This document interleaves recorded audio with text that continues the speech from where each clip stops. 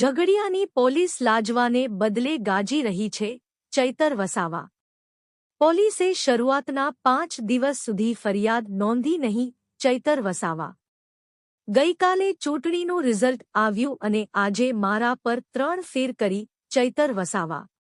જેલથી અમે ડરતા નથી, કામદારો માટે લડતા રહીશું, ચૈતર વસાવા. હજારો ચૈતર વસાવા જેલમાં બેસવા માટે તૈયાર છે, ચૈતર વસાવા. જેલમાં જઈશું પરંતુ ન્યાય તો અપાવીને જ રહીશું, ચૈતર વસાવા. પરિવાર સાથે અન્યાય નહીં થવા દઈએ તેની હું ખાતરી આપું છું, ચૈતર વસાવા.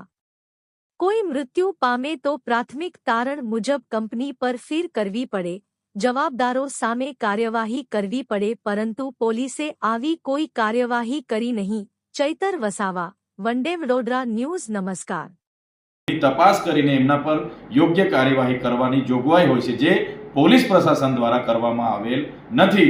અને આ ઝઘડિયા પોલીસ લાજવાના બદલે ગાજી રહી છે અને ઉલટાનું અમારા પર, મારા સહિતના આગેવાનો પર 3 FIR કરી છે. અને એ FIR પણ ગઈકાલના રિઝલ્ટ આવ્યા બાદ આજે કરી છે કે આ ચૈતરભાઈને પર FIR કરો એટલે એ ડરશે, દબાશે અને પછી આગળની કાર્યવાહી બધી ઠપ થઈ જશે અને અમે કંપનીવાળાને બચાવી લઈશું, એ પોલીસનું માનવું છે.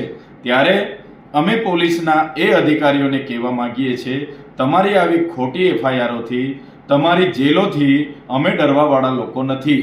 અમે આ અગાઉ પણ ત્યાંના અંકલેશ્વર, પાનોલી, દહેજ, ઝઘડિયા, વાલિયા તમામ કામદારો માટે અમે લડ્યા છે, આજે પણ લડીએ છીએ અને ભવિષ્યમાં પણ અમે લડીશું અને લડતા રહીશું.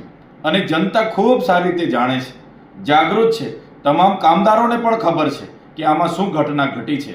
ત્યારે જ્યારે પણ અમારે જેલમાં જવાનું થશે ત્યારે આજે એકલા ચૈતર વસાવા નથી, આજે બધા જ હજારો ચૈતર વસાવા અહીંયા ઊભા થયેલા છે.